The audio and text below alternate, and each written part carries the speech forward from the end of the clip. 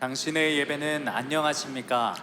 제가 신학교 시절에 아주 감명 깊게 읽었던 책 중에 김남준 목사님이 쓰신 예배의 감격에 빠져라 라는 책이 있습니다. 이 책은 한국 교회의 예배의 현주소와 문제점, 그리고 어떤 예배가 참된 예배인지를 아주 잘 설명해주는 예배의 정석과도 같은 책이라 할 수 있는데요, 글 중에 참으로 웃기면서도 전곡을 찌르는 한 이야기가 있습니다. 제가 책 내용 그대로를 읽어드리겠습니다. 주일 아침 한 가족이 바쁜 걸음으로 교회를 향하고 있었습니다. 교회 가까이 다다랐을 때 양쪽에 엄마 아빠 손을 잡은 어린아이가 엄마 아빠를 번갈아 바라보며 말했습니다. 엄마, 아빠, 오늘은 예배 시간에 졸지 마. 나 창피하단 말이야, 알았지? 또렷한 목소리로 호소하듯 말하는 어린아이에게 엄마는 깜짝 놀랐는지 좌우를 두리번거리며 조용히 하라는 뜻으로 아이에게 눈짓을 했습니다. 그러나 이 어린아이의 간절한 애원에도 불구하고 그날도 그 부부에게는 지난 주일과 다름없는 일들이 일어나고야 말았습니다. 부부는 주보에 적힌 별 표시를 따라 앉았다 일어났다 하면서 예배 순서를 따라갔습니다. 교동문을 읽고 지루하게만 느껴지는 장로님의 대표 기도에 이어 성경 봉독과 성가대의 찬양도 경청했습니다. 이윽고 설교 시간이 되었습니다. 목사님이 강단에 올라 설교하기 시작하셨습니다. 그날따라 유난히 길게 느껴지는 설교를 한쪽 귀로 들으며 눈으로는 주보를 군데군데 훑어보았습니다.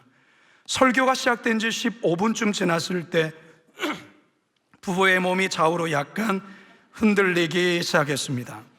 왜 하필 그때 한 주간의 피로가 엄습하는 것인지 졸음이 몰려왔습니다. 그러나 어느 누구도 그것을 이상하게 생각하지 않았습니다. 가끔 설교자의 어조가 상승할 때에는 졸음에 겨운 눈을 치켜뜨기 위해 애를 써보지만 눈꺼풀에 무거운 추가 달린 것처럼 이내 내려옵니다. 어린아이도 지루한 지 이따금 몸을 좌우로 비틀며 주보로 비행기를 접어보기도 하고 심하게 조는 엄마의 옆구리를 고사리 같은 손으로 툭 쳐보기도 하지만 부부는 지그시 고개를 숙인 채 묵상에 잠긴 듯 졸고 있었습니다. 그러던 순간이 어린아이가 참을 수 없다는 듯 칭얼대며 졸랐습니다. 엄마, 아빠, 졸지 말고 빨리 요금 내고 집에 가자.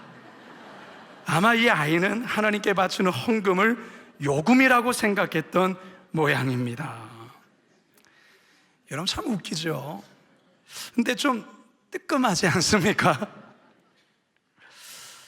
이 책의 저자이신 김남준 목사님은 다음과 같은 말로 한국교회 성도들에게 예배에 대한 경각심을 이렇게 일깨웁니다. 하나님과 만나는 예배의 감격이 없이는 신앙의 기쁨도 없습니다. 신자는 예배의 감격으로 승리하는 삶을 살 수 있습니다. 예배는 단지 종교적 의식이 아닙니다. 인간의 유일한 희망은 거룩하신 하나님을 만나는 것입니다. 거기에 구원과 위로, 세상을 이길 능력이 있습니다. 진리와 성령 안에서 드리는 예배가 그 힘을 줍니다. 그렇다면 당신의 예배에는 그런 만남이 있습니까? 당신의 예배에는 그런 만남이 있습니까?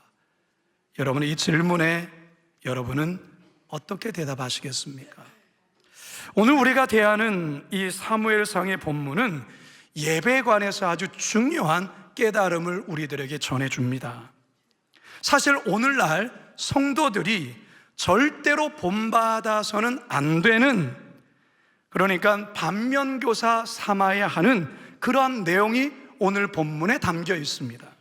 그렇다면 과연 우리가 반면교사 삼아야 할 예배자의 모습이 어떤 모습인지 이제 다 같이 본문으로 들어가 우리를 향하신 살아계신 하나님의 음성 듣게 되기를 간절히 소망합니다.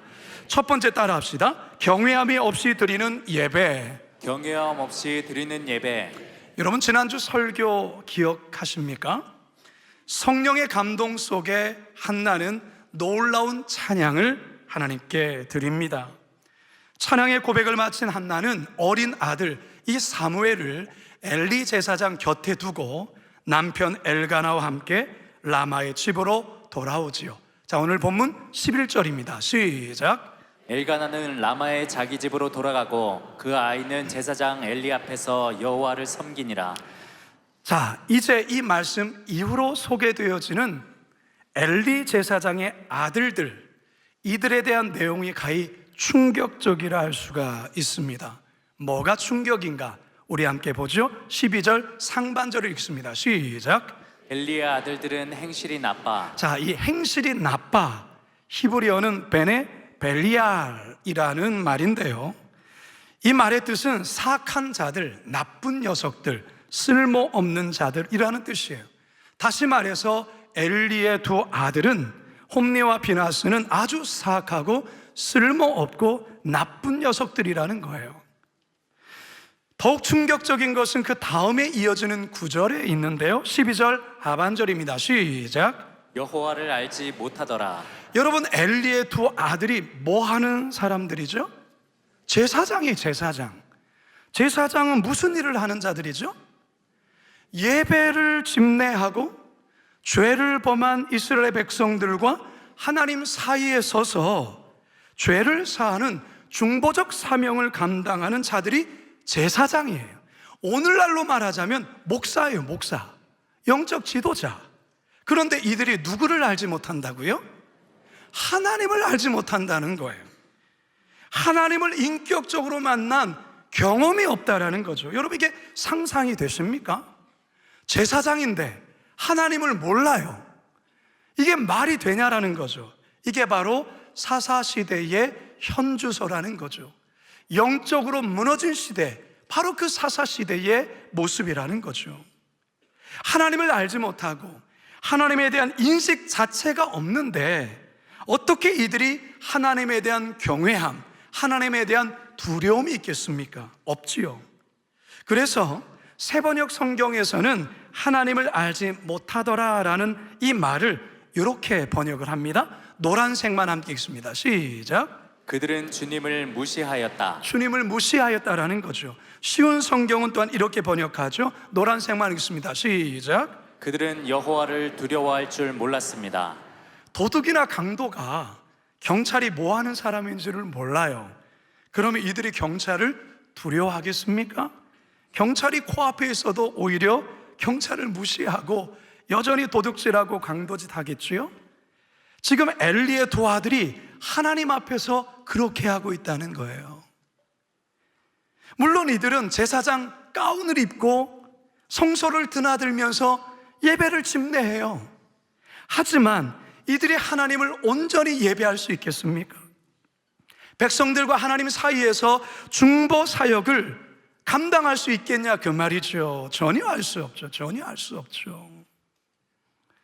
사랑하는 성도 여러분, 예배가 뭡니까? 예배. 우리가 지금 예배하고 있는데, 예배는 피조물인 인간이 창조주 하나님을 경외함으로 사랑과 무한한 감사의 마음을 담아 감격하며 하나님께 경배하는 것, 이게 바로 예배입니다. 그런데 하나님에 대한 사랑도, 하나님에 대한 관심도, 하나님에 대한 경외심도 전혀 없는 상황일 때 그저 습관적으로 기계적으로 예배한다면 하나님이 그 예배를 받으시겠습니까? 오히려 가증스러워하지 않을까요? 이사야서 1장 11절에서 13절 상반절입니다. 시작. 여호와께서 말씀하시되 너희의 무수한 재물이 내게 무엇이 유익하뇨? 나는 순양의 번제와 살찐 짐승의 기름에 배불렀고 나는 수송아지나 어린 양이나 순염소의 피를 기뻐하지 아니하노라. 너희가 내 앞에 보이러 오니 이것을 누가 너희에게 요구하였느냐? 내 마당만 밟을 뿐이니라. 헛된 재물을 다시 가져오지 말라. 내 마당만 밟을 뿐이라. 이 헛된 재물 다시 가져오지 마.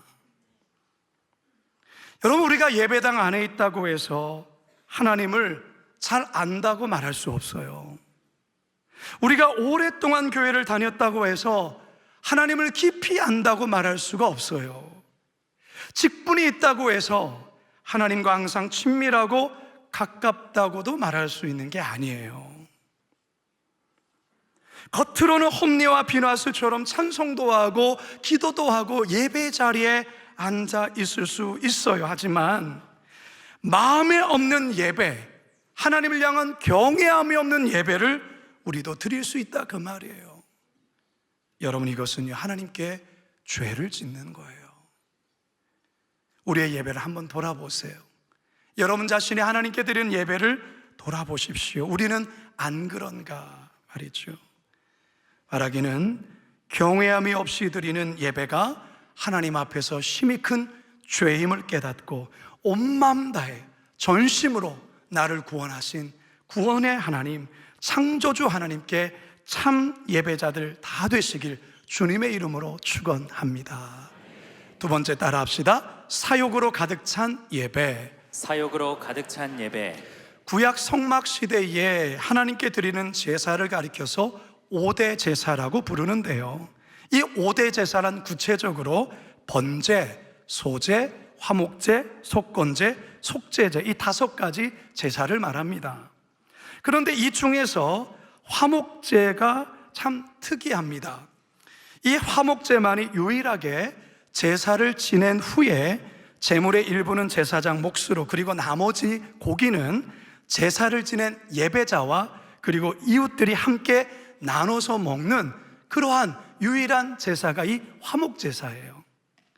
그러니까 먼저는 제물의 기름과 피를 불태워서 하나님께 드리고, 그 뒤에 나머지는 고기를 삶아서 제사장 몫으로 일부분을 띄고, 그리고 나머지 부위는 예배자와 이웃들이 함께 기쁨 가운데 먹는 게 율법의 규정이었어요. 자, 그런데 하나님을 향한 경외심이 없는 이 엘리의 두 아들, 이 제사장들이 예배자와 이웃들이 함께 나눠 먹어야 될 이 고기를 혼자서만 다 챙겨가는 아주 못된 짓을 행하고 있습니다. 13절과 14절 시작. 그 제사장들이 백성에게 행하는 관습은 이러하니 곧 어떤 사람이 제사를 드리고 그 고기를 삶을 때에 제사장의 사환이 손에 3살 갈고리를 가지고 와서 그것으로 냄비에나 소채나 큰 소채나 가마에 찔러 넣어 갈고리에 걸려 나오는 것은 제사장이 자기 것으로 가지되 실로에서 그곳에 온 모든 이스라엘 사람에게 이같이 할 뿐 아니라. 되게 못됐죠. 아주 못된 사람들이에요. 여러분, 이것만이 아닙니다. 화목제의 절차를 방금 전에 말씀드렸죠. 가장 먼저는 제물의 기름과 피를 하나님께 불태워서 먼저 드리고, 그 이후에 고기를 삶고 나눈다고 했습니다. 그런데 이 두 아들이 어떤 악행을 저지르는지 보시기 바랍니다. 15절에서 16절 시작. 기름을 태우기 전에도 제사장의 사환이 와서 제사 드리는 사람에게 이르기를 제사장에게 구워드릴 고기를 내라. 그가 내게 삶은 고기를 원하지 아니하고 날 것을 원하신다 하다가 그 사람이 이르기를 반드시 먼저 기름을 태운 후에 내 마음에 원하는 대로 가지라 하면 그가 말하기를 아니라 지금 내게 내라. 그렇지 아니하면 내가 억지로 빼앗으리라 하였으니. 이런 무슨 깡패 같은 놈들이 어디 있어요? 날강도. 이들을 제사장이라고 말할 수 있을까요? 이들의 관심은 하나님께 예배하는 데 있지 않아요. 예배를 드리러 온 이 예배자들이 어떤 마음으로 옵니까? 상한 마음을 가지고 자신의 죄의 문제를 해결하기 위해서 짐승을 제물로 가지고 와서 하나님께 예배하는 것 아니겠어요? 제사장들은 그 아픈 마음, 상한 마음을 어루만지고 영혼들을 돌봐야 하는데 여기에는 일절 관심도 없어요. 오로지 재물을 취하는 것에만 몰두되어 있어요. 사심을 채우는 데만 있다 그 말이죠. 예배를 자기 욕망을 채우는 수단으로 이용하고 있는 아주 못된 사람들이라는 거예요. 따라서 여러분, 이들은 하나님을 예배하는 게 아니에요. 오히려 우상 숭배를 하는 자들이에요. 우상 숭배가 뭡니까? 신의 형상을 자신들이 만들어 놓고서 자기들이 원하고 바라는 그 욕망이 이루어지길, 채워지기를 빌면서 종교적 행위를 하는 게 우상 숭배가 아닐까요? 그러니까 지금 이 홈리와 비나스는 제사장이라고 하지만 하나님께 예배한다고 하고 있지만 그들은 우상 숭배하는 것과 똑같다라는 것이죠. 성도 여러분, 겉으로 하나님께 예배하고 있지만 그 속은 우상 숭배를 하는 이 모습, 혹시 우리들 안에는 없을까요? 앞에서 예배가 뭐라고 했습니까? 예배란 구원받은 주의 백성들이 구원을 베풀어 주신 하나님께 감격하며 하나님 앞에 나아가 감사와 찬양으로 응답하며 경배하는 것이 예배라고 했어요. 자, 그러니까 여러분, 예배는 우리의 시선과 마음이 하나님을 향해 있어야 하는 거예요. 나 자신에게 향하는 것이 아니라 하나님을 향해 있어야 된다는 것은. 그런데 종종 우리 성도들이 예배의 우선순위를 거꾸로 바꿔 놓을 때가 있어요. 무슨 말일까요? 하나님을 향한 경배보다 예배자 자신의 만족에 예배의 중심이 쏠릴 때가 있다, 그 말인 것이죠. 물론 우리들은 예배를 통해서 메마른 심령이 은혜를 경험하고 빈 마음에 충만한 말씀을 채우면서 그 예배로 주어지는 한 주간을 살아갈 힘을 얻습니다. 하지만 이건 예배의 본질이 아니에요. 예배의 본질은 영적인 결핍과 부족함을 채우는 시간이 아니라 예배 받으시기에 합당한 하나님께 영과 진리로 예배하는 데에 있다라는 사실입니다. 믿으십니까? 성도 여러분, 우리는 이 본문에서의 이 형편없는 이 엘리의 두 아들의 제사장과 같은 모습처럼 하나님의 재물을 탐하거나 도적질하는 모습은 아닐 거예요. 하지만 하나님보다는 나 자신의 유익과 만족에만 몰두된 예배를 드리고 있지는 않은지 우리 자신을 정직히 살펴볼 필요가 있어요. 바라기는 나의 만족과 유익보다 날 구원하신 창조주 하나님께 마음과 진심을 다해 예배하시는 참된 예배자들 다 되시길 주님의 이름으로 축원합니다. 마지막 세 번째 따라 합시다. 멸시하며 드리는 예배. 멸시하며 드리는 예배. 오늘 본문에서 이 사무엘상의 저자, 성경의 저자는 홈리와 비나스의 이 예배에 관해 다음과 같은 결론을 내립니다. 17절 함께 읽습니다. 시작. 이 소년들의 죄가 여호와 앞에 심히 금은 그들이 여호와의 제사를 멸시함이었더라. 하나님께 드리는 예배를 어떻게 했다고요? 멸시했다라는 것입니다. 이 멸시하다로 번역한 히브리어는 나추라는 단어입니다. 거부하다, 경멸하다, 업신여기다라는 뜻도 포함이 되어 있는데요. 엘리 두 아들의 죄가 단순히 제사의 재물을 탐하고 그것을 탈취했다, 그 정도가 아니에요. 하나님은 그걸 그렇게 보는 것이 아니에요. 이들의 죄는 하나님과 이스라엘 백성 간에 맺은 언약과 구속적 의미가 담긴 예배를 철저히 짓밟고 업신 여긴 죄를 범했다는 것입니다. 하나님께서 이들에 대해서 얼마나 격분하시는지 몰라요.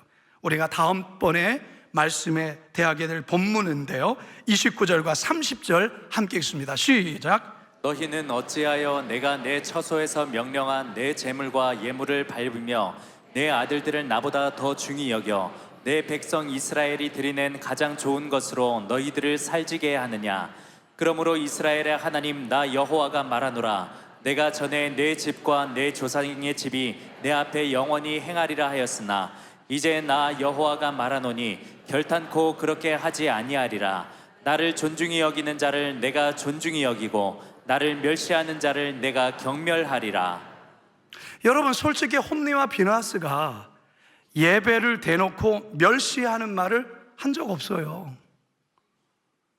하지만 하나님은 이들의 그 행동과 그들의 어떤 그 마음의 모습을 통해서 하나님을 향한 모독, 하나님의 제사를 짓밟고 멸시한 행동으로 본 거예요. 그러면서 뭐라고 말하고 있습니까? 나를 존중히 여기는 자를 내가 존중히 여기고 나를 멸시하는 자를 내가 경멸하리라. 참 무서운 말이에요. 무서운 말씀. 여러분, 우리가 예배할 때 하나님을 존중하며 예배하고 있는지 한번 깊이 스스로 생각해 보셔야 합니다. 우리가 하나님의 예배를 멸시한다? 경멸한다? 상상도 못할 일이죠. 여기에 나오신 우리 어떻게 감히. 그런데 혹시 나도 모르는 사이에 하나님의 그 예배를 업신 여길 수 있다, 그 말이에요. 여러분, 존중한다는 게 뭐죠? 누군가를 존중한다.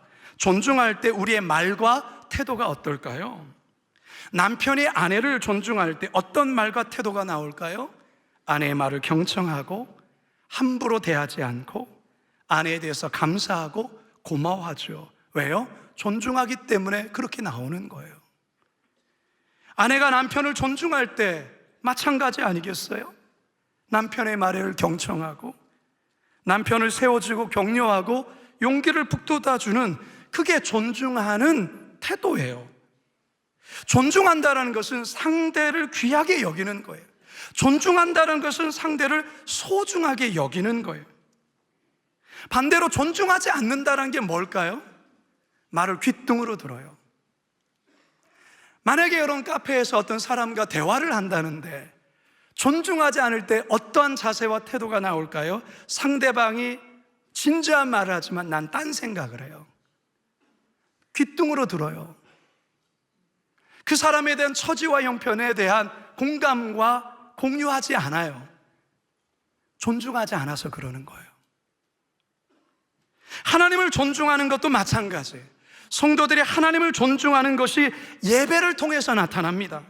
하나님을 존중하면 예배할 때 마음 다해 찬양하고 귀를 기울여 말씀을 경청하고 순서에 적극적으로 호응하고 반응을 합니다. 그리고 예배를 통해서 받은 그 은혜의 말씀을 가슴에 새기면서 한 주간 이 말씀대로 살아내려고 부단히 애를 쓰게 되는 거죠. 이게 바로 하나님을 존중하는, 하나님의 예배를 존중하는 사람의 태도요, 모습이에요. 반대로 하나님을 향한 존중이 없으면 건성으로 찬양합니다. 말씀도 귓등으로 듣습니다. 그리고 예배 시간은 그냥 견딥니다. 견디다가 축도와 함께 바람과 함께 사라집니다. 여러분 하나님을 존중하십니까? 하나님을 혹시 멸시하며 예배하고 있지는 않습니까? 우리는 절대로 이 본문에서 보여주는 이 홈리와 비나스와 같은 이런 모습으로 하나님을 예배해서는 절대 안 됩니다. 하나님을 존중하고 하나님을 귀하게 여기고 하나님을 높여드리고 마음 다해 예배해야 합니다.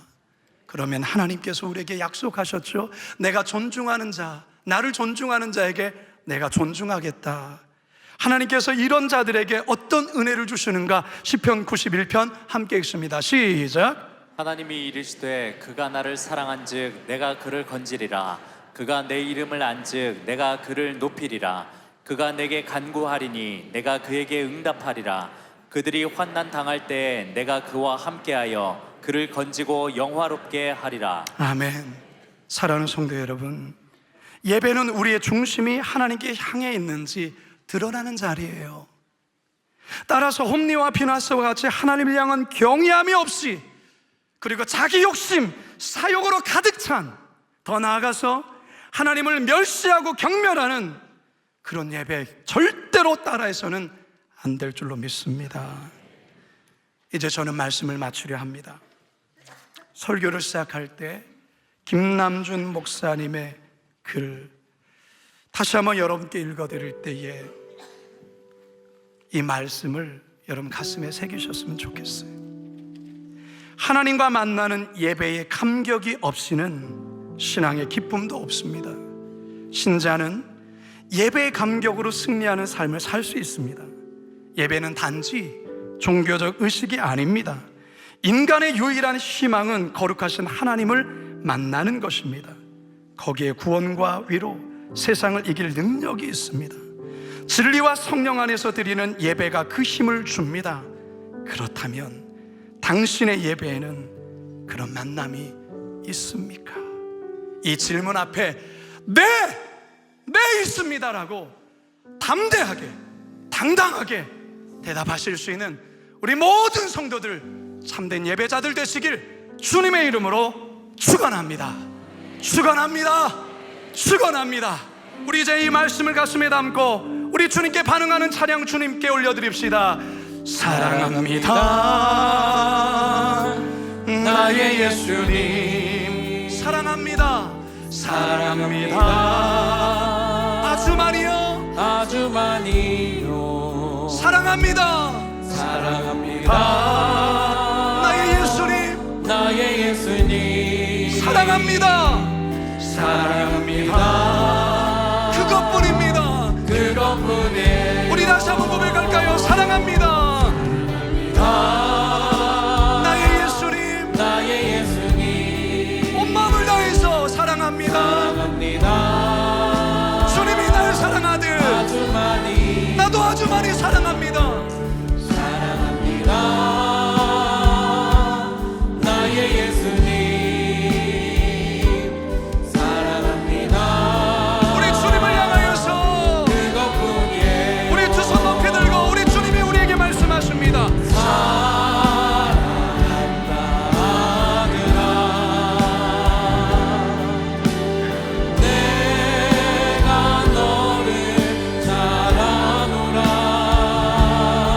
사랑한다 내 딸아, 내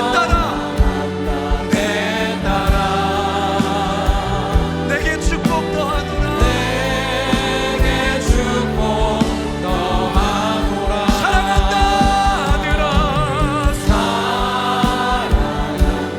아들아. 우리 주님이 말씀하십니다. 내가 너를 사랑한다고요.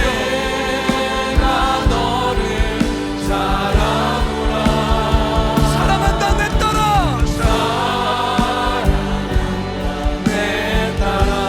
내가 너에게 축복을 더할 것이다.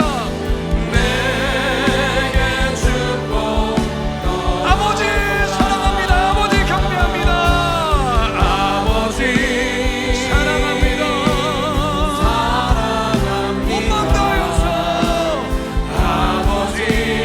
경배합니다.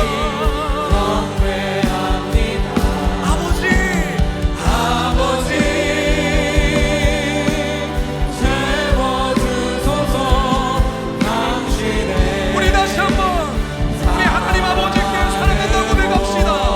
아버지 사랑합니다. 아버지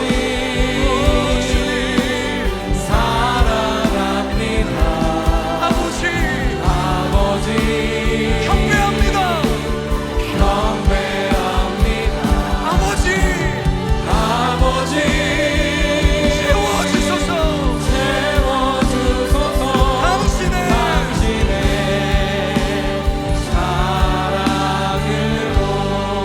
아버지 사랑합니다. 아버지 경배합니다. 아버지 고맙습니다. 도무지 하나님께 예배할 수 없는 존재들이고 하나님께 나올 수 없는 자들인데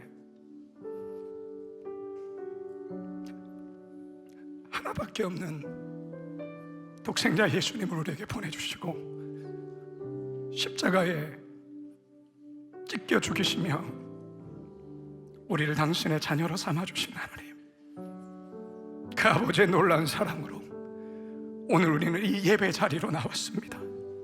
아버지, 홈리와 비누와서 같은 하나님을 향한 예배를 멸시하는 죄를 범치 않게 하시고 온 마음 다하여 우리의 힘을 다하여 우리를 구원해 주신 그 주님 앞에 감격하며 날마다 예배하는 참된 예배자들 되게 하여 주옵소서. 한 시간의 예배로만 끝나는 자들이 아니라 받은 말씀을 가슴에 새기며 한 주간의 삶 속에 하나님의 말씀을 살아내고자 부단히 애를 쓰는 삶으로 예배가 이어지는 우리 성도들 되게 하여 주옵소서. 감사드리며 예수님의 이름으로 기도드리옵나이다.